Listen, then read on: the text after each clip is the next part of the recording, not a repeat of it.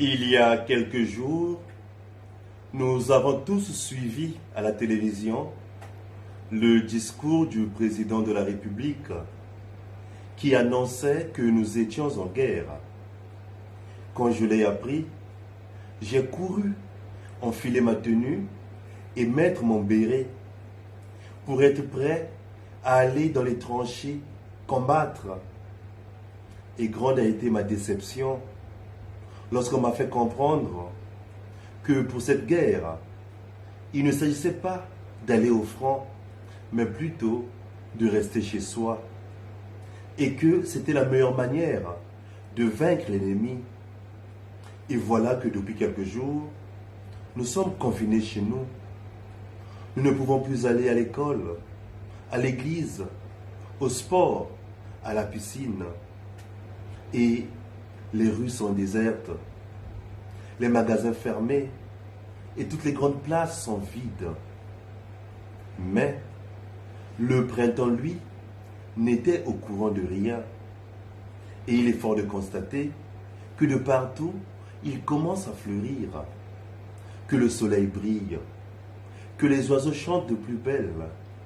Et j'aime même ouï dire que les hirondelles allaient bientôt arriver. Ce sont là des signes d'espérance qu'on peut dire que nous devons espérer, que même dans la souffrance, dans la douleur, même quand c'est pénible, il y a des raisons d'espérer. L'espérance ne déçoit pas. Certes, nous avons un ennemi à combattre et cet ennemi invisible peut faire appel à un autre ennemi invisible plus redoutable que lui et il se nomme la peur.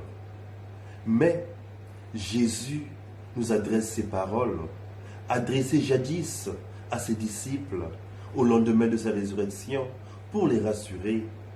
N'ayez pas peur.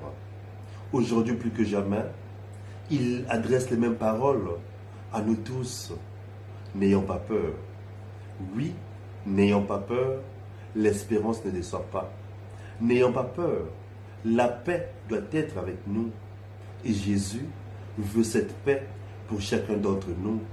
C'est pourquoi il nous est demandé en cette période d'être plus solidaires les uns des autres. En étant chez nous, eh bien, nous pouvons penser à toutes ces personnes qui sont en première ligne, le personnel soignant. Nous pouvons penser à toutes ces personnes d'un certain âge qui sont confinées, qui n'ont plus de visite dans leur maison de retraite et qui, comme nous, vivent mal ces instants. Nous pouvons penser à toutes ces familles eh bien, qui ont besoin de réconfort. En cette période, la parole de Jésus est plus que jamais utile. Cette parole réconfortante, cette parole de paix, oui, Jésus veut nous rassurer et il nous rassure. N'ayons pas peur, que la paix soit avec nous. Cette paix, nous la désirons et c'est cette paix qui va nous aider à sortir de notre chez nous dans quelques jours, nous l'espérons. Eh bien, souhaitons cette paix à toutes les personnes qui se confient à nous, à toutes ces personnes qui ont besoin de nos prières.